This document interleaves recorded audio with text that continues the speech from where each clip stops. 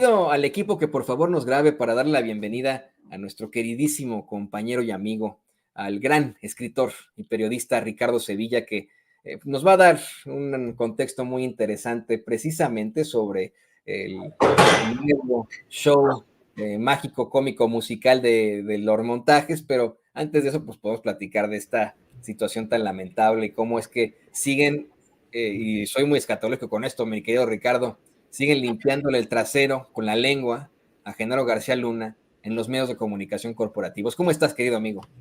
Muy bien, querido Toño, público memorioso. Sí, siguen estos personajes tratando de lavarle la cara pringosa a Genaro García Luna. A lo mejor, como dice Paco Cruz, no es solamente chayote, yo diría incluso que es toda la chayotera. Es toda la chayotera y ahí estos personajes han ido y han consumido todo el chayote que han podido, les han regado su maicito, para utilizar la metáfora que tanto le gusta al presidente López Obrador, y ahí están comiendo su maicito, y esto es precisamente lo que les tiene preocupados. Por un lado, que el presidente López Obrador lo siga exhibiendo y que diga con datos duros pues cuánto dinero recibían y han recibido, porque continúan haciéndolo de parte de otros gobiernos, de los gobiernos municipales, de los gobiernos estatales, y cuánto dinero recibían de parte del gobierno federal, de Peña Nieto, de Calderón, de Vicente Fox, de Ernesto Zedillo, de Carlos Salinas de Gortari. Hoy mismo, por ejemplo, querido Toño, si me permites platicar un poco sobre este asunto, porque dijo el grupo Nexus, y nadie habla del grupo Nexus. Yo me pregunto, ¿por qué no se está hablando del grupo Nexus, no, querido Toño? Exactamente, ¿no? ¿Se acuerdan ustedes cuando se dio a conocer este escándalo terrible aquí en los Estados Unidos también, de figuras de las esferas del poder aquí en Estados Unidos y en México, vinculadas a esta secta de esclavitud sexual que operaba con este sujeto, Kid Raniere, quien hasta es sentenciado a cadena perpetua, querido Ricardo? ¿Por qué eso no salió en Reforma? Porque esa es la cuestión, ¿no? Es también, si usted no lo quiere, no se olvida de esto, lo que hunde a Clara Luz ahí en Nuevo León como la candidata de Morena, porque la vincularon precisamente a Kid Raniere. Perdóname que te haya interrumpido, pero me acordé de eso y hasta ñañaras me dieron, mi querido Ricardo.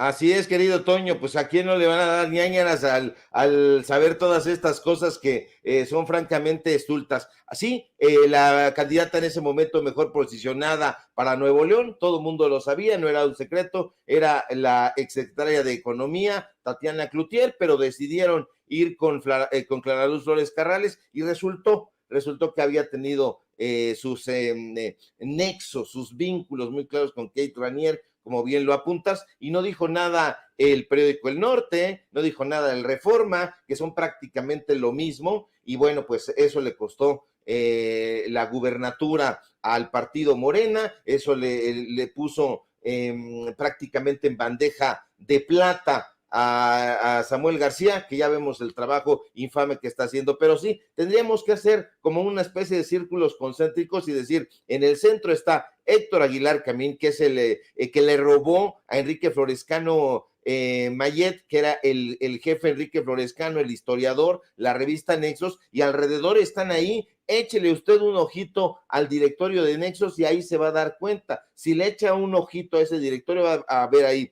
dueño y director Héctor Aguilar Camín. El director editorial es Luis Miguel Aguilar Camín, su hermano, el poeta, el ensayista, y desde hace mucho tiempo. ¿Quién se dedica a la parte administrativa y a la parte de los dineros? Se dedica a eso Ángeles Mastreta, la esposa de Aguilar Camín. Pero ahí habría que ver qué han hecho Jorge Castañeda, por ejemplo, en los diferentes gobiernos en los que ha participado, que ha hecho Leo Zuckerman, que está en Televisa y que forma parte de ese grupo, Denise Merker, que también forma parte de ese comité editorial, está ¿quién más está? Pepe Goldenberg, nada más ni nada menos, está el hijo de un ministro de la Suprema Corte de Justicia de la Nación, bastante polémico, un tal Medina Mora. Así que deberíamos de sacar eso. A lo mejor al ratito hacemos ese ejercicio y ponemos las fotografías de José Joaquín Blanco, de Carlos Tello Díaz, de Héctor Aguilar Camín, de Luis Miguel Aguilar Camín, de Soledad Loaesa y toda esa gente, y qué ha hecho en los diferentes gobiernos, porque han hecho de todo una robadera tremenda. Y justamente, querido Toño, en la misma mesa de Latinos, donde trabaja Carlos Loret de Mola, hay parte de estos personajes.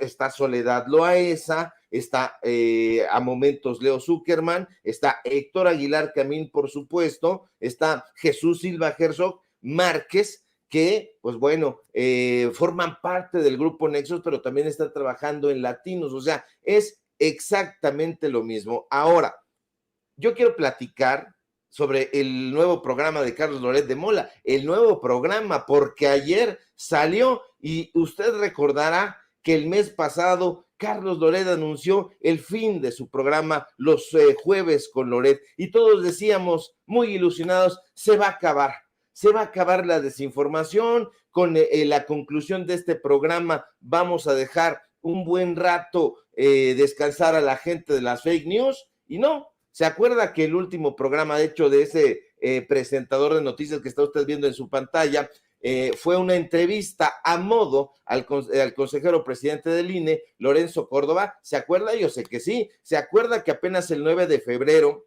Loret salió a decir que estrenaría nuevo programa en Latinos, y que con esa teatralidad que lo caracteriza, dijo que era el momento de evolucionar? Bueno, pues ya está. Se acabó la espera, mi querido Toño. Carlos Loret de Mola, alias Lord Montajes, ya estrenó su mentado nuevo programa en Latinos. ¿Y qué cree? Oye, Ricardo, ¿te parece si le llamamos mejor show? Ves que estamos siempre tú y yo en esto de la terminología, y ahora en el ánimo de acabar con llamarle a los medios corporativos medios tradicionales, porque no tiene nada de tradición. Esto no tiene nada de programa noticioso, esto es un show cómico, mágico, musical, si lo quieren ver así. ¿Te parece que le pongamos show? Así es un show mágico, cómico, musical, como diría el gran Beto el Boticario, desde las entrañas justamente de Televisa, en la carabina de Ambrosio. Pues bueno, es el programa, el show mágico, cómico, musical de Loret de Mola, es exactamente más de lo mismo. Y es que en esta emisión que nos tuvimos que chutar, porque dijimos, hay que informar, y a veces para informar hay que meterse al lodo y enlodarse. Y bueno, hay que decirlo con franqueza, no hay ni evolución como prometía Loret, ni innovación, ni tampoco originalidad, ni mucho menos periodismo. El yucateco, que usted lo sabe, es puro esnovismo y afectación, le ha endilgado a su audiencia un programa igual a lo que venía ofreciéndole en su anterior emisión. ¿Qué cambió en la emisión de Loret? No mucho, la verdad, únicamente el decorado, la utilería, porque todo lo demás, todo, el contenido, el guión fofo, los scripts repetitivos siguen siendo exactamente iguales. Y si usted me lo pregunta, pues yo diría, ¿cuál es el objetivo de esta nueva emisión? Pues tengo la respuesta. Yo le diría que exactamente el mismo que usted sabe, que conoce: golpear la imagen del presidente López Obrador, denostar al gobierno federal y vilipendiar a toda costa a la Cuarta Transformación. Pero, ¿entonces no hay periodismo en este proyecto? Pues fíjese que no. Otra vez no lo hay, y da pena decirlo, porque no hay periodismo, no hay rigor informativo, no hay veracidad ni oportunidad, que son características, usted lo sabe y lo hemos platicado aquí con Toño, que deben acompañar un auténtico proyecto informativo. Aunque sí debo confesarte algo, Toño, hay una cosa que me sorprende de Loret de Mola, y es una cosa que pues es circense: la enorme cantidad de acrobacias que este pobre tipo hace para evadir los temas realmente importantes. Ahorita lo estabas comentando antes de que yo entrara y te escuchaba con mucho interés. Ayer Jesús el Rey Zambada, hermano del Mayo Zambada, aparece en la corte de Brooklyn en calidad testigo para declarar que Genaro García Luna recibió en un restaurante de Polanco $5 millones. 3 primero y 2 después, 2 reuniones. Eran dinero de parte del cártel de Sinaloa. ¿Qué quiere decir eso? Que un funcionario del gobierno de Vicente Fox, porque era al término de su administración estaba coludido con el crimen organizado. Que no se le olvide en ningún momento que Genaro García Luna no nació con Felipe Calderón. Su carrera delictiva ya venía de tiempo atrás y empezó a descollar en el sexenio de Vicente Fox y se corona con el de Felipe Calderón. Bueno, pues eso por un lado, un funcionario, alto funcionario del gobierno de Vicente Fox, está coludido con el crimen organizado de acuerdo a lo que dice este testigo en la corte de Brooklyn. ¿Y qué otra cosa quiere decir? Que un secretario de seguridad del en ese momento recién nacido gobierno de Felipe Calderón era un corrupto que le allanaba el camino al cártel más peligroso de México. ¿Y qué cree usted? Pues que el flamante nuevo show de Loretito no le concedió importancia a lo que sería, desde el punto de vista de cualquier editor pedorro, una nota de portada. Al empleado del hijo de Roberto Madrazo le parece más importante, querido Toño, público memorioso, sacar un audio de la jefa de gobierno Claudia Sheinbaum, donde según Loret se resistía a dar una disculpa a los padres de los niños que murieron en el colegio Rebsamen, pero resulta que después sí la da, o sea, pone el audio, imagínate nada más, y un poquito más adelante dice, bueno, sí da la disculpa, y entonces uno dice, ¿de qué se trata todo esto? ¿De qué se trata todo este show? Él grita, él se conduele, es una grasejada, y me parece muy curioso y muy vil que sea justamente Carlos Loret de Mola quien quiera revivir la tragedia ocurrida el 19 de septiembre de 2017 en el colegio Rebsamen, porque recordemos que ahí en esa tragedia murieron 26 personas, 19 eran menores de edad, pero ahí también Carlos Loret de Mola, desde Televisa, hizo otro de sus montajes, junto con Denise Merker, junto con Daniel, una reportera que todavía ahí anda Daniel por ahí. Daniel Iturbide, que cubrió su puesto, Daniel Iturbide, como el pues comentarista de las mañanas de Televisa, y que tuvimos aquí en Sin Censura. Daniel Iturbide nos contactó para señalar que ya no había hecho algún montaje, y pues sí lo hizo, desafortunadamente sí, ¿no? La verdad es que esa niña, Frida Sofía, nunca existió, y por mucho que le echen la culpa, querido Ricardo y querido público consentidor, a la Marina,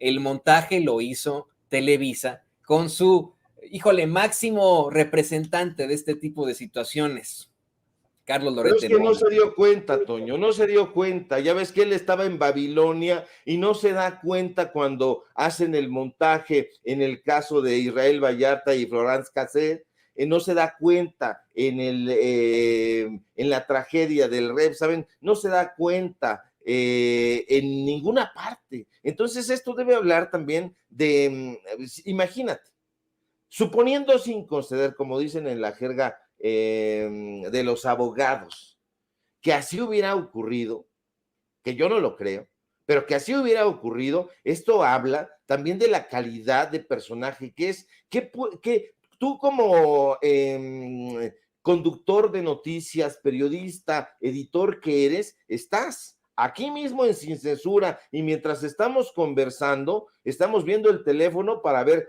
qué hay en Twitter, qué hay en los portales de noticias, estás escuchando lo que dice producción, estás viendo si hay imágenes, estás en todo, pero este personaje nada más llegaba y repetía lo que se le ponían en el prompter, no tenía ni tiene idea, porque solamente llega, como lo hace Ciro Gómez Leiva, como lo hace Pascal Beltrán del Río y todos estos presentadores de noticias, a leer lo que le ponen en la pantalla.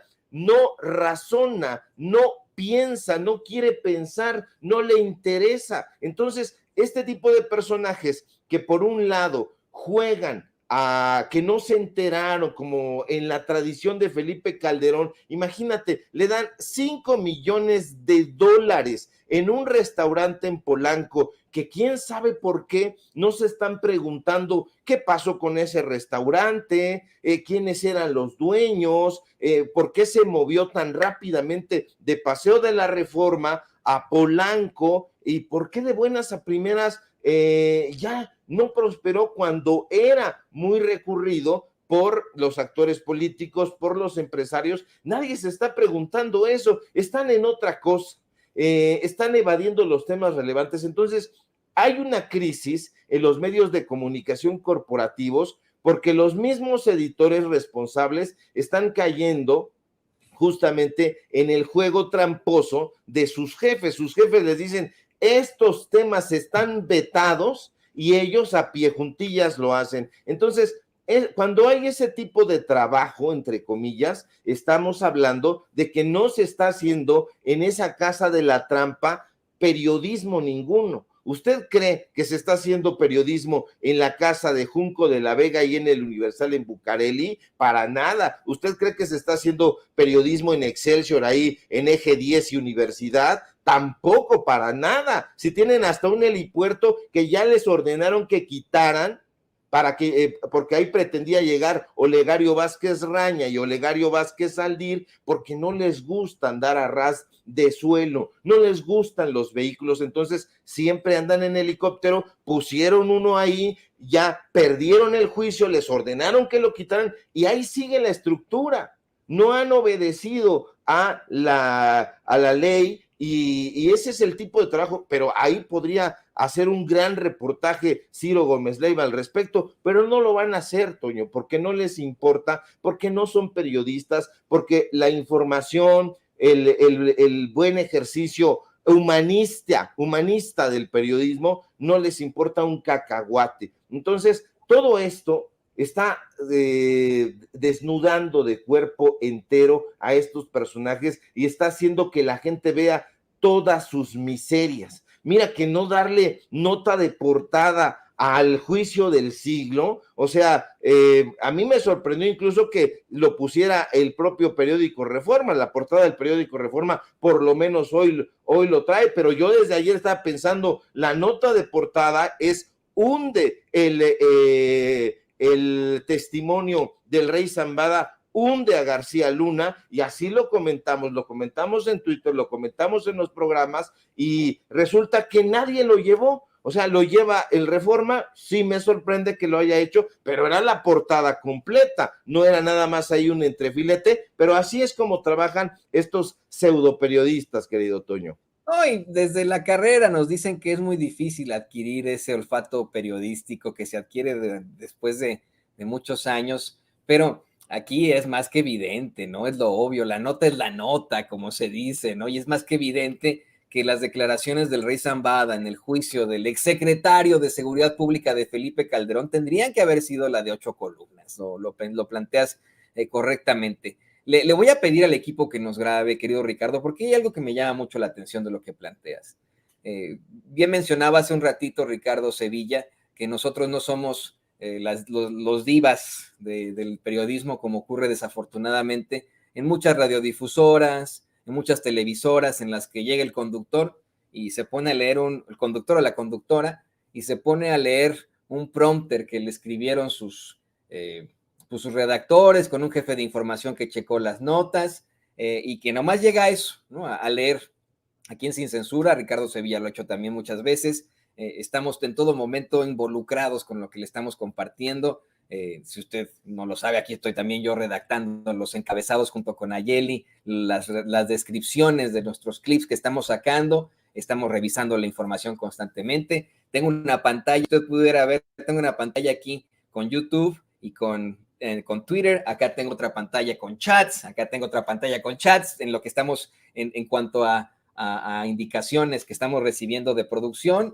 Nosotros estamos produciendo el programa en tiempo y forma, mientras que en los medios de comunicación corporativos, pues tienen ahí un conductor que nomás baile, nomás pues se pone ahí a decir lo que le ponen sus redactores, y a lo mejor se enoja con ellos porque le redactaron un dedazo, vaya usted a saber, lo regaña terrible. Saludos a Roberto Ruiz, ahí en TV Azteca. Pero mire, lo interesante de todo esto es que hay algo en lo que no concuerdo con Ricardo Sevilla. Querido Ricardo, decías hace un momento que Carlos Loret de Mola es uno de esos que, como Ciro Gómez Leiva, como Pascal Beltrán del Río, nomás llega, se sienta y se pone a leer el prompter. Creo que en el caso de los montajes, como es conocido, hay mucha más participación y es en lo que se basa el testimonio de muchos de sus colaboradores ante el montaje que estableció con Florence Cassé y con Israel Vallarta. Como es que él también fue director de escena, como es que él también tuvo mucho en esto del planteamiento del montaje. Hace algún tiempo yo planteaba aquí en Sin Censura que no es tampoco para odiar a Carlos Loret de Mola, ni para considerarlo como el enemigo público número uno de México. Simple y sencillamente no es periodista, es un señor que estudió en economía en el ITAM y que gracias a su apellido de alto pedorraje y sus conexiones, pues llegó ya a Televisa y de inmediato dice que lo hicieron corresponsal de guerra donde estableció su primer montaje, ¿no? Pero de ahí en fuera, lo único que tendríamos que pensar en cuanto a un Loretito, en cuanto a un Carlos Loret de Mola, es en un productor y director de telenovelas. Creo que él quedaría perfecto, vamos, debería en todo caso replantearse su camino en el periodismo y decir, ¿saben qué? Pues sí, yo soy multimillonario, tengo una gran fortuna, como la tienen precisamente los productores y directores de telenovela, y en eso tendría que quedar Carlos Loret de Mola. Y mira, querido Ricardo, le voy a pedir al equipo que por favor nos grabe para darle la bienvenida a Vicente Serrano, quien acaba de salir en este segundo receso de la audiencia de Genaro García Luna para informarnos más sobre lo que ocurre ahí en la Corte del Distrito Este de Nueva York, en este juicio. Vicente, te saludamos con mucho gusto. ¿Cómo estás, mi querido Toño? Nuevamente te saludo y le mando un abrazo al maestro Ricardo Sevilla desde acá, desde Brooklyn, en Nueva York. Permítanme moverme un poco por cuestiones de luz, de iluminación. Déjenme moverme un poco aquí, en donde se reúne la comunidad para protestar, para manifestarse con pancartas, pidiendo justicia en el caso de Genaro García Luna. Bueno, nos han dejado salir a comer en esta hora que dicta el juez, casi de inmediato después de este receso con el que nos enlazamos hace rato, mi querido Toño, y regresaremos a la audiencia para escuchar el testimonio, la defensa que haga Cristina Pereira, la esposa de Genaro García Luna, del acusado desde el estrado. Ya está definido, el juez cuando escuchó que la defensa va a llamarla a testificar, pidió que nos fuéramos a comer y regresaremos en este 14 de febrero con esta historia de amor. Nótese mi sarcasmo. La esposa defenderá al acusado, algo así como que aplicaron un Peña Nieto, ¿se acuerdan? Con lo de la Casa Blanca, pues así ocurrirá en aproximadamente una hora aquí en la Corte del Distrito Este de Nueva York. Y bueno, pues no he encontrado a un colega que haga sentido de lo que te comentaba más temprano, Toño. Este buscapiés que tiran con el tema del presidente Andrés Manuel López Obrador, que ya veo que lo retoman muchos de estos golpeadores, como los Ferris, disculpen ustedes. Gabriel Regino era el operador de AMLO con el crimen. Pregúntenle a López Obrador por el cártel del Niño a ver qué cara pone. Bueno, pues lo afirmábamos, mencionábamos que iba a terminar siendo la carnita de estos comunicadores y de estos políticos de la oposición, esta mención que hizo el abogado defensor de Genaro García Luna en torno a un supuesto soborno que tajantemente dijo el testigo Jesús el Rey Zambada, nunca ocurrió para el presidente Andrés Manuel López Obrador, pero como no tiene hilo conductor, como no tiene nada que huela a estrategia de la defensa, pues consideramos que iba con toda la intención de generar morbo o escándalo en torno al caso. Y bueno, en eso estamos, mi querido Toño, mi querido Ricardo, en momentos en que escuchamos a un agente especial que fue el que revisó los dispositivos electrónicos del acusado Genaro García Luna y se han mostrado fotografías de la residencia, fotografías del restaurante Los Cedros, que le pregunté directamente a Cristina Pereira se encuentra bajo control de las autoridades. Ellos no tienen control de este restaurante y bueno, seguimos recabando reacciones y detalles de esto que se está mencionando y publicando en el juicio contra Genaro García Luna en esta audiencia de martes, mi querido Toño, mi querido Ricardo. Y fíjense, queridos compañeros, querido Vicente, querido Ricardo y querido público consentidor, cómo es que solamente son los ferrilos que se atreven a hacer esta aclaración, pues muy cuestionable sobre precisamente lo que plantea el abogado de Genaro García Luna, César de Castro, en el juicio. Cómo intenta embarrar al presidente López Obrador al cuestionarle al rey Zambada si obtuvo algún tipo de soborno por parte si más bien sobornó de alguna u otra forma al gobierno del presidente López Obrador en aquel entonces, y que el mismo rey Zambada lo corrige, lo desmiente, el juez lo reprende a César de Castro. Te comentaba yo hace rato, Vicente, y lo comentaba con el público, cómo es que seguramente estaban revisando cómo podían darle vuelta a la nota, porque como bien lo planteas, tus compañeros ahí corresponsales en la Corte del Distrito Este de Nueva York no le ven la forma a la declaración, una declaración que se les cebó, porque tanto el testigo, narcotraficante, como el juez la desmitifican, la desmienten ahí en el juicio de Genaro García Luna. Mira, tan es así que en el Reforma lo tuvieron que sacar de esta forma. El rey Zambada negó en juicio a García Luna haber sobornado a AMLO cuando el hoy mandatario era jefe de gobierno de la Ciudad de México. No pueden sustentar algún tipo de acusación ante este cuestionamiento que hace César de Castro. Vamos, ahí queda como lo que es la verdad. Le preguntan a César de Castro si tuvo algún tipo de contubernio con el gobierno de la Ciudad de México del presidente López Obrador y dice que no. Pero son los mismos que se la pasan inventando datos históricos que no existen, que se ponen pantalones de cuero muy apretados, que son el objeto de una serie de escándalos muy al estilo la revista TV Notas. Son los mismos que se inventaron lo de la brujería en Palacio Nacional, utilizaron un concepto de lo más, pues vamos, arcaico, medieval, los que sacan que hay algún tipo de contubernio entre el presidente y el crimen organizado. No sé si quiera comentar por algo por ahí, querido Vicente. Oye, claro que sí, y quiero también escuchar la opinión del maestro Ricardo Sevilla mencionando que qué cosas, ¿no? El abogado defensor de Genaro García Luna intenta embarrar al presidente Andrés Manuel López Obrador y el que limpia el asunto es Jesús, el rey Zambada. El abogado intenta meterle jiribilla a la audiencia y es el ex narcotraficante el que aclara las cosas. No recuerdo de lo que habla porque nunca existió, porque no es verdad, dijo el rey Zambada. Y nada más para abonar al testimonio de Cristina Pereira que se dará después de que regresemos de la comida, del receso de comida a la corte, mi querido Ricardo. ¿Dónde quedaron todos los amigos de Genaro García Luna? Si este personaje está limpio de culpas, si este personaje es inocente, ¿dónde están aquellos que confiaron a ojos cerrados en él? ¿Dónde está el expresidente Vicente Fox? ¿Dónde está el expresidente Felipe Calderón? ¿Dónde están los amigos que presuntamente tenía a montones, Genaro García Luna, que tienen que los abogados defensores llamar, no sé si como último recurso, me lo quiero imaginar así, a la esposa del acusado? Mi querido Ricardo, te mando un abrazo.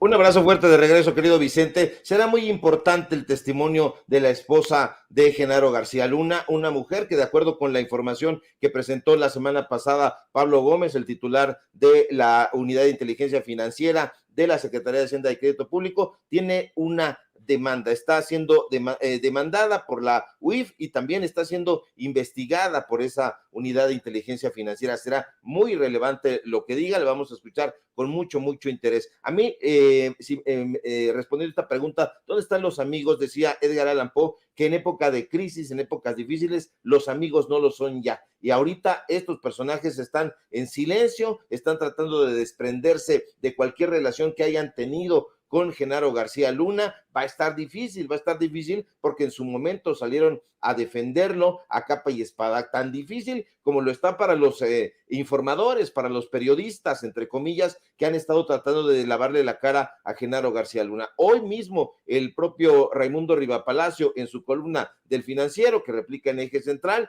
trata de salir a defender una vez más a Genaro García Luna. No sabemos cuál es el interés, pero sospechamos que algo hay por ahí. A mí lo que me llama mucho y poderosísimamente la atención, y lo comentábamos hace un momento, es que no se esté haciendo un perfil del dueño del restaurante de Les Champs-Élysées. Un editor medianamente responsable, decoroso, ya estaría ordenando a sus reporteros, a sus periodistas de investigación, que hicieran una investigación de ese restaurante, quiénes eran los dueños del Champs-Élysées, que tenía muchísimos años aquí, que lo funda una familia francesa y que era un establecimiento el más representativo de la gastronomía francesa aquí en la Ciudad de México, antes Distrito Federal, y que de buenas a primeras, llegado el gobierno de Andrés Manuel López Obrador, se va. Primero se mudan, están sobre Paseo de la Reforma, muy cerca justamente de la Embajada de Estados Unidos, y sin previo aviso se mudan a Polanco. Ahí en Polanco les iba muy bien, todo era de super lujo, como ya vimos. Había muchos actores políticos y empresarios que se daban cita en estos dos locales, uno de los locales en Campos Elíseos número 295, ahí en la Miguel Hidalgo, en Polanco, y los que lo conocían le llamaban el Champs, así lo apodaban cariñosamente, y aseguraban que se mantenía muy bien, era un restaurante de alto nivel, en cuanto a estándares de servicio y de comida, pero nadie sabe explicar exactamente por qué cierra sin previo aviso en 2019, y no vemos la nota ni en el nuevo programa de Carlos Loret de Mola, que salió ayer, ni lo vemos en ninguna de las columnas de los personajes del Financiero, del Reforma, del Universal. No le están dando la importancia necesaria a estos lugares. Tampoco están haciendo un perfil de Óscar Paredes, este personaje, este abogado, que debería tener un perfil ya hecho y derecho, y qué fue lo que pasó, de dónde viene, de dónde provenía, y por qué en este momento está muerto este sujeto que incluso fue asesinado en épocas de Miguel Ángel Mancera. Eso también debería de estarse atendiendo, y no se está atendiendo, querido Vicente. Así es, y como ya se había anunciado con con esta mención de que regresamos con el testimonio de Cristina Pereira, eso significa que los fiscales a cargo del juicio contra Genaro García Luna han puesto fin, han descansado el caso, como se le conoce por acá, y bueno, han terminado de presentar a sus testigos, han terminado de exponer sus pruebas, y ahora le toca a la defensa. Yo sí creo que hay que hacer mención de lo relevante que estemos aquí al interior de la audiencia para evitar una cobertura equivocada, errónea o tergiversada de lo que ocurre al interior. Leo, por ejemplo, a un colega, a un corresponsal, cada quien que vaya encontrando los nombres y que vaya definiendo de quién se trata. Pero, por ejemplo, escribe este colega: las cosas ya se pusieron calientes en el juicio contra Genaro García Luna y con el rey Zambada en el estrado. El presidente López Obrador ha sido mencionado varias veces por los abogados defensores de García Luna por supuestamente recibir sobornos para una campaña. Dice este mismo personaje: en concreto, De Castro le preguntó al rey Zambada si recuerda que en julio de 2013 declaró ante los fiscales de Estados Unidos que le pagó $7 millones a la campaña de López Obrador. Zambada responde que no declaró eso. De Castro le dice que si no recuerda que mandó dinero a una campaña de AMLO a través de Gabriel Regino. Zambada dice que era dinero para una campaña, sí, pero dijo que no para Andrés Manuel López Obrador. Y aquí lo que escribe el corresponsal dice, pero no especifica para cuál. De Castro insiste, le pagó, ¿no?, 7 millones a Andrés Manuel López Obrador para su campaña contra Vicente Fox. Zambada dice que no pudo haber dicho eso porque no es cierto. De Castro entonces se disponía a enseñarle, esto es muy subjetivo, ¿no?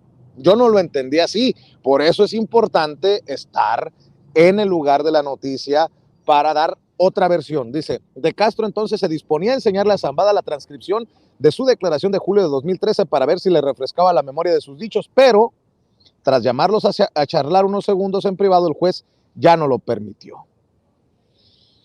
Yo tengo otros datos, yo tengo otra lectura, otra visión de lo ocurrido, pero nada más para que quede establecido, pues que no todos los corresponsales vemos lo mismo, entendemos lo mismo y reportamos lo mismo, mi querido Toño y mi querido Ricardo Sevilla. Sí, por supuesto. Aquí lo importante es que tú estás como un corresponsal responsable en el lugar de los hechos, y estos personajes desde hace tiempo han tratado de denostar la imagen de López Obrador, este personaje en concreto que ahora está cobrando cierta relevancia en Twitter particularmente. Yo también lo he leído y me he dado cuenta yendo hacia atrás en sus tweets que no es un personaje, un periodista objetivo. Como decía el presidente hoy durante su conferencia mañanera, hay que quitarse las máscaras y no nos andemos con esas cosas de que soy periodista objetivo. No, la objetividad es, valga la paradoja, subjetivo completamente. La objetividad prácticamente no existe. Cada uno tiene una agenda, intereses muy concretos, tiene una idea de la realidad, y estos personajes se van a ir ajustando a esa idea de la realidad, y este sujeto en concreto no ha sido nunca un personaje que vea con interés siquiera, ni con respeto, ni con delectación la administración del presidente. Maestro, bueno, te voy a dar otro ejemplo. Y grábeme, don David. Estoy leyendo un tuit de Pedro Ferriz, el hijo de Pedro Ferriz de Con, el pelón Pedro Ferriz Híjar. Dice, la palabra del rey Zambada es legítima hasta que involucra a los cercanos de AMLO. Pues se tendrá que tragar su veneno, porque, como el presidente ha dicho, aquí no se mete las manos al fuego por nadie, solo por los hijos menores de edad. Y si se tiene que investigar a Gabriel Regino, que se investigue hasta las últimas consecuencias. Pero si este señor, fíjense nada más lo que dice Pedro Ferriz Híjar, la palabra del rey Zambada es legítima hasta que involucra a los cercanos de AMLO, bueno, pues entonces tomemos como legítima la palabra del rey Zambada, que dice, yo no le mandé ni un solo centavo a Andrés Manuel López Obrador, es mentira, yo no le pagué nada, lo que echa por tierra el supuesto trato, pacto que tiene el presidente o tendría el presidente Andrés Manuel López Obrador con el crimen organizado. Si había una posibilidad para esos opositores que saliera alguna basura, que quedara embarrado de alguna manera, hoy lo echa por tierra Jesús el Rey Zambada. No hay trato porque nunca hubo soborno para el hoy presidente Andrés Manuel López Obrador, y lo dice el hermano del líder máximo, de acuerdo a muchos analistas del cártel de Sinaloa, Ismael El Mayo Zambada. Entonces, creo que con este testimonio que buscan muchos retorcer para generar ruido en torno al juicio contra Genaro García Luna por el tema tan pesado que es involucrar al hoy presidente Andrés Manuel López Obrador en un supuesto soborno, pues también les tira como carambola de billar, les tira esta narrativa de que hay un pacto con el cártel de Sinaloa por parte del presidente o de miembros de su gobierno. Insisto, si se tiene que investigar a Gabriel Regino, se debe de investigar a Gabriel Regino, pues que se investigue hasta las últimas consecuencias.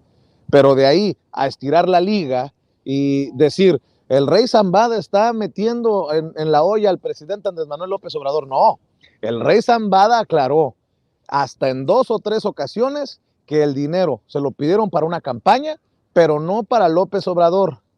Así que ahí que quede, Ricardo Toño. Es una irresponsabilidad de parte de Pedro Ferriz Híjar, igual en la tradición de su padre Pedro Ferriz de Con y del ex director de Notimex, que por cierto fue Pedro Ferriz Santa Cruz, fue director también de esa agencia de noticias. Pero bueno, este personaje es muy irresponsable. Dice sin ninguna prueba que el presidente López Obrador envía a sus seguidores a recibir el dinero y que no se expone. Dice que es muy inteligente en ese sentido y entonces está pidiendo pruebas a el rey Zambada, a los personajes que han llegado a la corte de Brooklyn a testificar, y él no da pruebas, no da datos duros y solamente inferencias. No van a poder embarrar al presidente López Obrador y hay que tener un poquito de sentido común también en esta, pues en esta profesión, el periodismo. ¿Por qué? Si el presidente López Obrador estuviera vinculado de alguna manera al cártel de Sinaloa, no estaría tan insistente en que se diera a conocer desde la conferencia mañanera todo lo que está ocurriendo en la corte de Brooklyn en el juicio contra Genaro García Luna. No hubiera dicho, como dijo hace semana y media, que el aeropuerto internacional de la Ciudad de México estaba manejado por el cártel de Sinaloa. Lo dijo con todas sus letras y el presidente López Obrador está preguntándose todos los días por qué no hay notas de 8 columnas, por qué no hay notas de portada en torno a este caso. Y eso revela bastante la confianza que tiene el presidente de la República en torno a que salga lo que tenga que salir, y si se tiene que investigar a personajes que habrían estado en su gobierno o en algún otro lugar, se van a investigar, de eso no me queda la menor duda, así que no creo que vayan a poder manchar a la Cuarta Transformación, al gobierno de López Obrador, como ha sido su interés desde el principio.